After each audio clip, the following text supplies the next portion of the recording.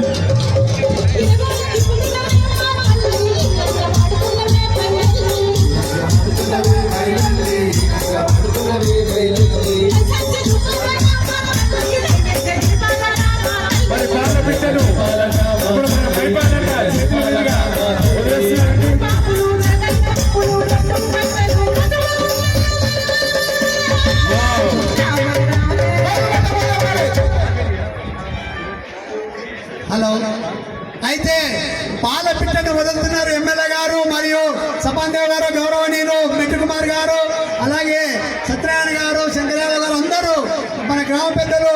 పాల పిట్టకు ఒక ప్రత్యేకత ఉంది. అందరూ పాల పిట్టను చూడాలి. ఎందుకంటే ఆ రోజు ధర్మరాజు అంటే పాండవులు ఎప్పుడైతే యుద్ధాన్ని ముగించుకొని సంతోషంగా ఉంటారో ఈ పాల పిట్ట ముఖం చూస్తే కూడా సంవత్సరం అంతా సంతోషంగా ఉంటారు. కాబట్టి దయచేసి పాల పిట్టను అందరూ చూడవలసిందిగా కోరుతున్నాము. ఇది సాక్షాత్తు ఆ భగవంతుడు ఈశ్వరుడు ఇచ్చినటువంటి వరం. కాబట్టి ఎంత బ్రహ్మాండంగా ఆ యొక్క పాల పిట్టను ఎగురుతుంది. కాబట్టి పైకి వెళ్ళిపోతుంది.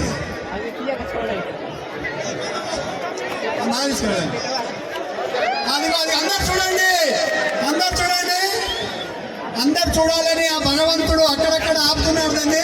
సో అందుకబట్టి ఒకసారి గట్టిగా చప్పట్లు కొట్టాలని కోరుతున్నాం.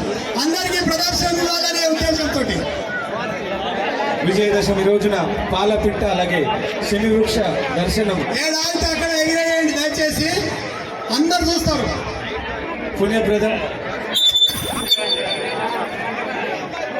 వేదిక పైన పెద్దలు అంటున్నారు, వారికి మరొకసారి దసరా శుభాకాంక్షలు తెలుపుతూ మన మైపాలన్న మన పాలపిట్టను కూడా తెప్పించుడు. మైపాలన్నకు అమ్మవారి ఆశీస్సులు వేళలా ఉండాలని చెప్పేసి మనస్ఫూర్తిగా మనం. అలాగే ఈ యొక్క పాలపిట్ట కార్యక్రమం బ్రహ్మాండంగా ప్రతి సంవత్సరం లాగానే ఈరోజు ఈ సంవత్సరం ప్రత్యేకంగా పాలపిట్టను రావణాసురుని దానం చేయడానికి, రావణాసురుని చంపడానికి మన రాముడు ఎప్పుడైతే వెళ్ళాడో ఆ పాలపిట్ట ముఖం చూసి అక్కడ రామాయణంలో, ఇక్కడ మహాభారతంలో చెట్టు మీద ఆయుధాలు పెట్టినట్లయితే ఆ చెట్టు ఆయుధాల యొక్క వాటిని చూసి ఆ యొక్క సంతోషంతో విజయవంతంతో విజయదశమి రోజు కాబట్టి ఈరోజు అందరికీ దసరా శుభాకాంక్షలు తెలియజేస్తూ జై బోలో మహాకాళీ మాతాకి, గట్టిగా నాలే జై బోలో మహాకాళీ మాతాకి. తర్వాత మీ ముందు కల్చరల్ కార్యక్రమాలు ఉంటాయి.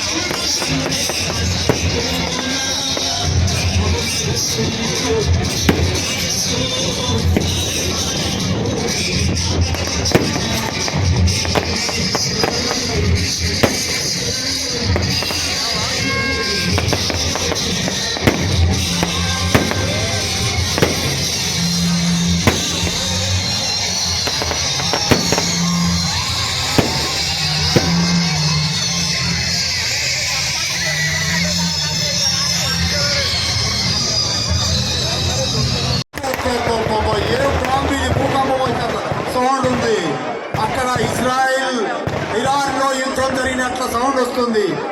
అబ్బబ్బబ్బబ్బబ్బబ్బబ్బ, ఎంత బాగా ఇది మంచిగా ఇది కాదు. స్టేజ్ మీదకి ఎక్కకండి ఎవరు. దయచేసి